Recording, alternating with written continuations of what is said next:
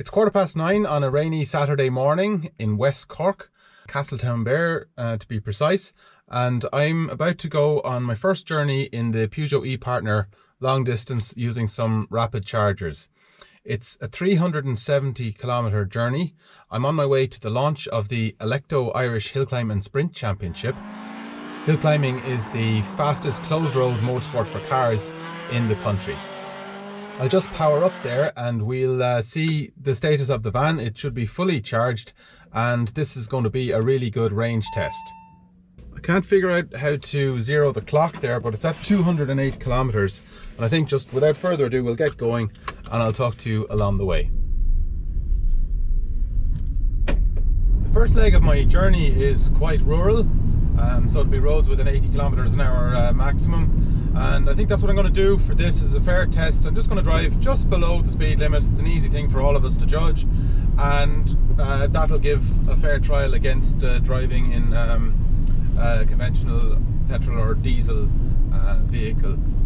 It's a wet day, and that'll mean that it's running wipers, and we're not trying to make these ideal conditions for it.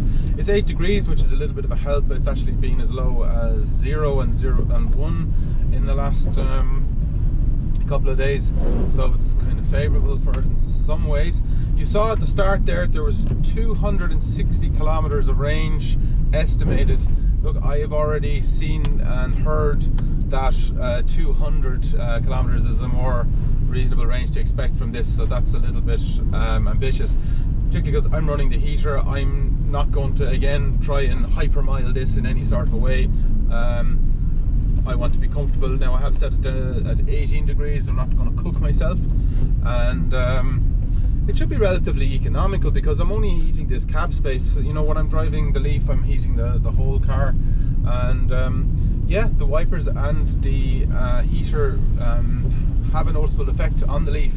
Something quite interesting about the van here is it actually has a gauge to show you what the consumption of the air conditioning and just general heater is using, and that's you know, indicative of the fact that that would have an effect on your range.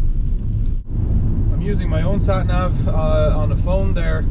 I will have a look at the sat navigation options in the van, perhaps while I'm at the charger. I don't know if I'm going to be on the most rapid charges out there, so they could take actually twice as long the sessions as they would in the Leaf. So that I might have a little bit of time because I will be putting in twice as much electricity. So the journey that I'm doing, the estimate on the sat nav is just around 5.5 hours for the overall journey, and I've decided to add an hour and a half for charging. I'm going to this hill climb launch that's starting at 4 o'clock. It's kind of a casual thing until 7 o'clock, so I can be a little late, so I didn't have to be overcautious in planning this. I left there about 9:15, and if I had been going in the Leaf I probably would have left at 7:15, and that would have been tough because I had quite a busy week, and so I appreciated not having to pack so much last night, and I've been packing since about 6:30 this morning, because I'm also filming the Westmeath hill climb, which is a non-championship event, which is on the next day in the same area as the launch today. So it's going to be interesting to see whether I get there around 4 o'clock or will I be closer to 7 o'clock. I would often charge the Nissan Leaf at White's garage there. I've actually had to do a U-turn there because there's some sort of cycling event going on today. I wish the guy could have told me that when I was at the junction. It looks like they're using Miles Gap, so I'm going to go on the larger road around. This is something that could have caused a little bit of stress in the Leaf because of its tight range. Okay, I've pulled in now in Killarney, and I've taken a less efficient route to get here because of that cycle race. I've done exactly 100 kilometers, and I have 90 kilometers left. Going on the faster road there, probably added up a little bit of the range. On the gauge it looks like I've got 50% by the needle, but wouldn't want to be running right to 0. Yeah, it's a little bit complicated. It's 70 kilometers to Newcastle West, where there's a single point charger. I'm not willing to risk it with 20k left when I would get there, and then that's actually just too tight. The way the gauge is reading, I don't think I do have 90k. I think I have something quite close to the 70, and I'm not going to take a risk like that. So I probably should have taken the approach I would have had in the Nissan Leaf and taken a charge when I was at White's garage, because it was available, and I didn't think that things would be that tight with the range in this. There are 2 cars charging here, a Nero and an ID3. The people beside me there just pulling away, they decided to go, they're too far from the town, so they are gone to get something. They're gone to another charger where they would be at the same speed as the AC. They were on the AC, and I wasn't expecting to try that on this, so that's going to be interesting. It might get 11, might not fit, might get 22, I don't know. Well, that's not the charging rate I was hoping to see. Looking like 6 hours there to charge it. I will be able to switch over to the CCS charging that my neighbour here is using at the moment when he's done, and then I will be getting a much faster charge. That's a bit more like it, but it's actually still saying 2 hours to charge, but really that seems to be that'll be involving the kind of gentle topping up at the end. I'm not going to be doing that here. I'll take it to about 80% or something like that, and get myself further up country where there's some faster chargers available. I'll stay here a maximum of a half an hour. It's now 11:45. Well, I'm kind of underway. I'm stuck in Saturday afternoon Killarney traffic now. I don't normally do my trips during daylight hours. I tend to do things late at night or very, very early in the morning, and maybe even on weekdays as well. So yeah, I'm out here using the network with everybody else, and that was very busy there. So I decided to take it to 75-80% charge there. That cost me nearly 10 euros, and you know, there's still capacity in it, so I've used more energy than that, so it's costing more than 10 euros per 100 kilometers, which is not a huge saving over my Astra diesel, which can do 7 or 8 litres per 100.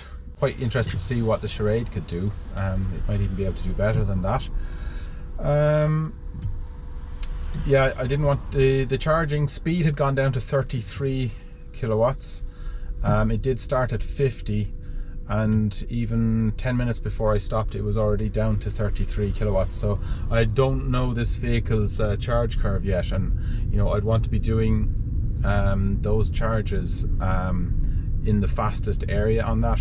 Now I don't know exactly whether that was to do with that charger or with the van. So that's just something I'm going to have to get familiar with over time, because the great advantage now to this van with its water or fluid cooled battery, I can charge fast all the time. So I'm just about to get away from the traffic now, and so I'm heading for Limerick now. I'm gonna stop at the charger on the Ballysimon Road, and there's a faster one there. Now one is out of order, but there's still 2 left, one of them being the faster type and another being the same as the one here in Killarney. So there's a place there I can get a bit of lunch as well. So that's a stop I would have been making on this journey anyway. This one not so much, although I to take a restroom break. Yeah, so even with that charge up to 75%-ish, I have 180 kilometers of range, and my distance to Limerick is 116k, and that's a comfortable margin I'm happy with. I'm definitely finding this easier in traffic. These sorts of things, if they'd be occurring in the Leaf, I'd be backing off and driving at 80k, and it's an awful lot of stress then when you're not going at the same rate as traffic. You might be looking for pull-ins to let people off, or deliberately getting stuck behind trucks and staying there. So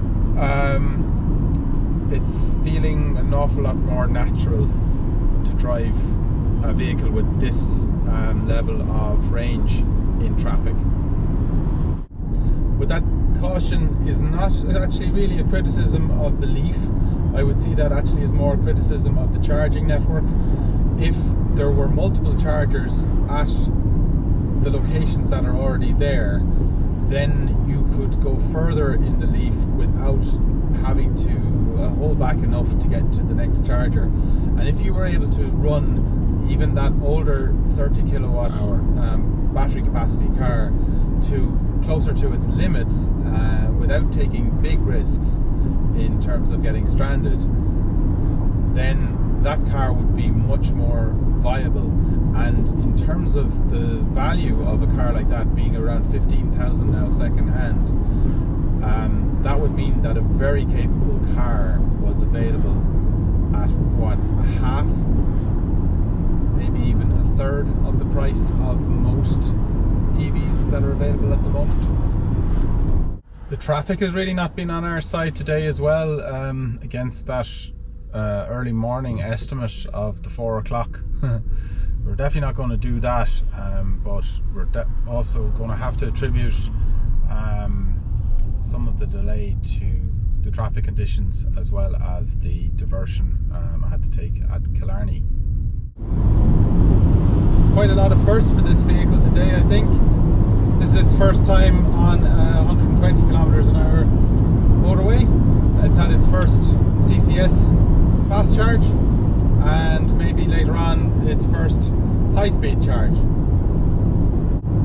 It feels really good on the motorway at 120 kilometers cruising along. Remains to be seen. We'll have to do a long stretch to see how much that affects the range. Fully busy here, and I'm going to be ready to pounce in reverse when this becomes available.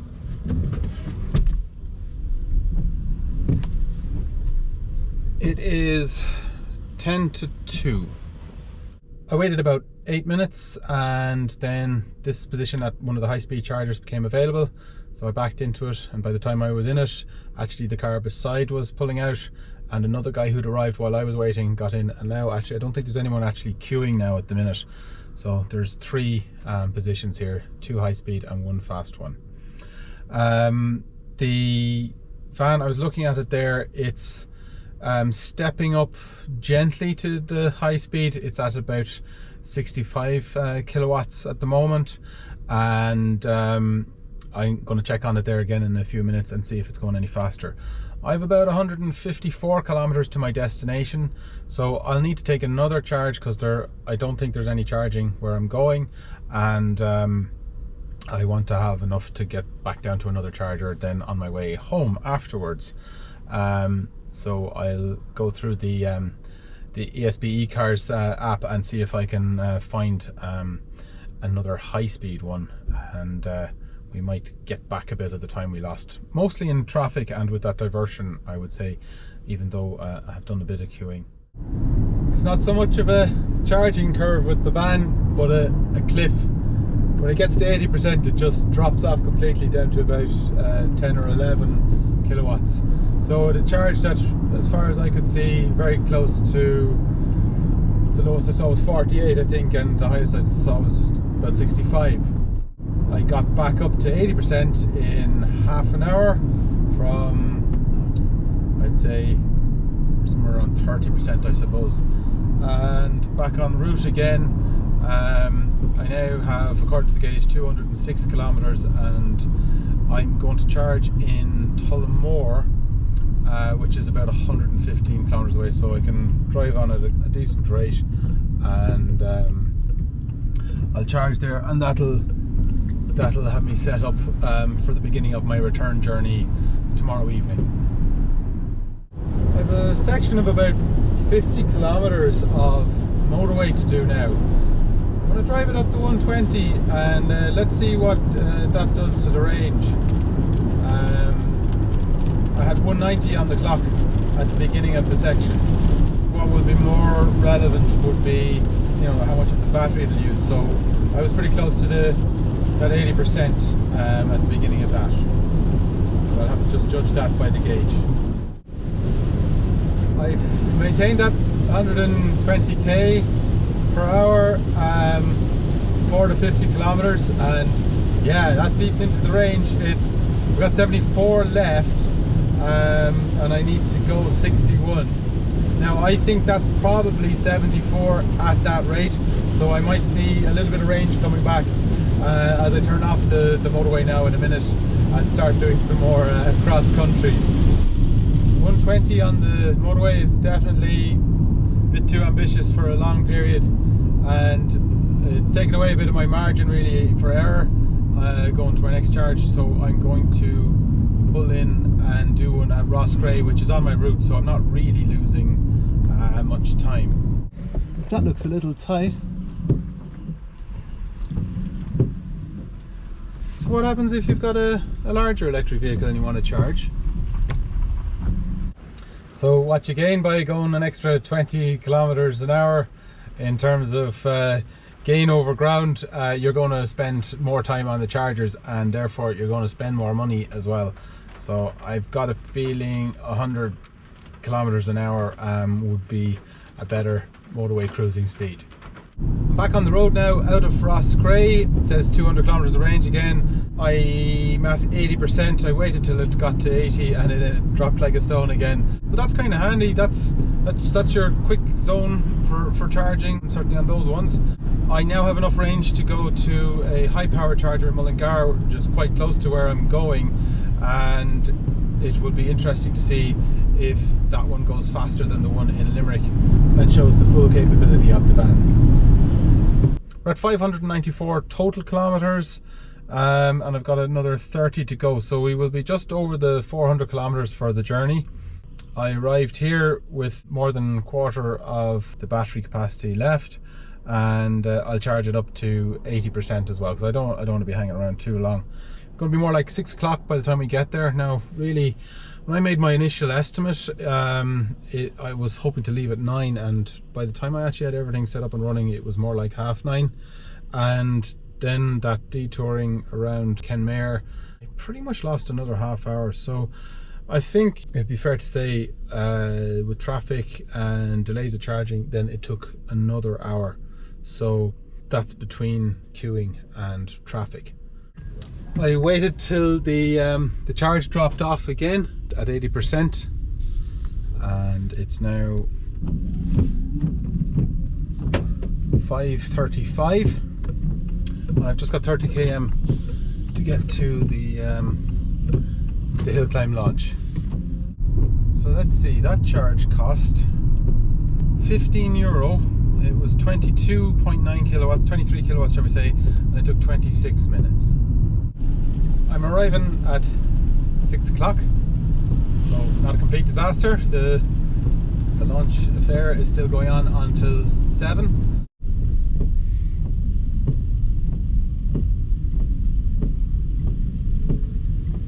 I'm home now, safe and sound, a couple of days, and I've had a little bit of time to think about how the journey went and come to some sort of a conclusion.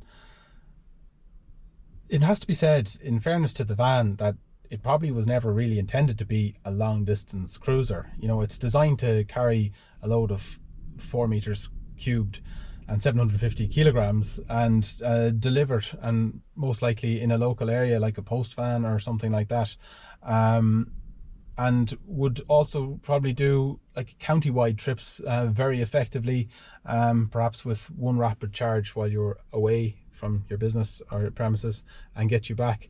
And the biggest savings could be made by charging at low rates at your premises or at home. But then for those occasional long distance journeys, like to a supplier up in the city or something like that, and you may have to do 400 kilometer trips, and in that case, is it capable of doing it? Yes, it is, but it will take a little bit of extra time. Now, I spent an hour and 50 minutes charging on each of those trips, up and back. The interesting thing is I got back actually an hour quicker, so I think a bit of experience choosing the route. I came back using more motorway and just cruised at 100 kilometers an hour on that, and that's where I made a good time saving, and I didn't have any detours that time. So out of the hour and 50 minutes on the way back, all of those charges were on high power chargers, and the highest rate that I saw on any of those over the weekend was 65 kilowatts, and I would say that the average charging speed was about 50.